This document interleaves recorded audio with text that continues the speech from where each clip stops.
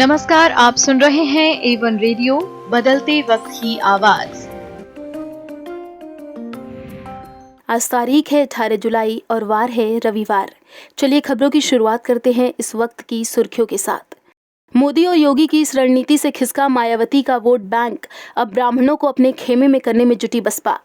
असदुद्दीन ओवैसी की party AIMIM का Twitter account hack, Tesla के CEO एलन मस्क की फोटो लगाई।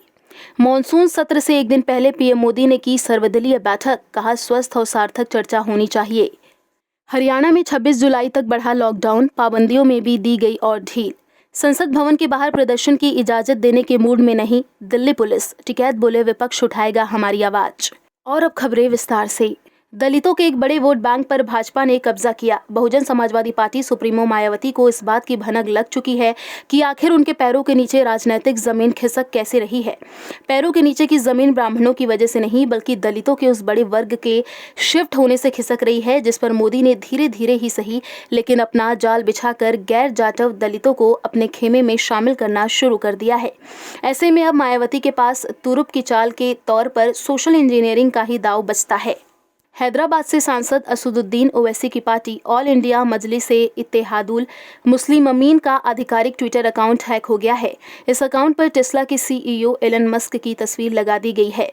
इस अकाउंट के 688.3 के फॉलोअर्स हैं। यह पार्टी की गतिविधियों से जुड़ी जानकारियां दी जाती हैं। ओवैसी की पार्टी के ये ट्विटर अकाउंट काफी सक्रिय रहता है। प्रधानमंत्री नरेंद्र मोदी ने संसद का मॉनसून सत्र शुरू होने से पहले संसद में सर्वदलीय बैठक की। कल यानी 19 जुलाई से 13 अगस्त तक संसद का मॉनसून सत्र चलेगा। इस बैठक के बाद केंद्रीय संसदीय कार्य मंत्री प्रहलाद जोशी ने कहा कि करीब 33 पार्टी के 40 से ज्यादा नेताओं ने चर्चा में भाग लिया और किस विषय पर चर्चा होनी चाहिए उन्होंने इसका सुझाव भी दिया। प्रधानमंत्री ने बैठक में कहा कि शांतिपूर्ण ढंग से स्वस्थ और सार्थक चर्चा होनी चाहिए। हरियाणा सरकार ने आज कोविड-19 लॉकडाउन को 26 जुलाई तक एक सप्ताह के लिए बढ़ा दिया। आज जारी किए गए नए दिशा निर्देश 26 जुलाई सुबह 5 बजे तक लागू होंगे। हालांकि नियमों में और छूट दी गई है। नाइट कर्फ्यू सप्ताह के सभी दिनों में रात 11 बजे से सुबह 5 बजे तक जारी रहेगा। रेस्तरां बाल क्लब के संचालन के घंटे भी बढ़ा दिए गए हैं। रविवार को जारी ऑर्डर के अनुसार छूट दी गई है। रेस्तरां और बार को 50% बैठक की क्षमता के साथ सुबह 10 बजे से रात 11 बजे तक खोलने की अनुमति है। शादियों, अंत्येष्टि, दाह संस्कार में 100 व्यक्तियों तक की अनुमति है।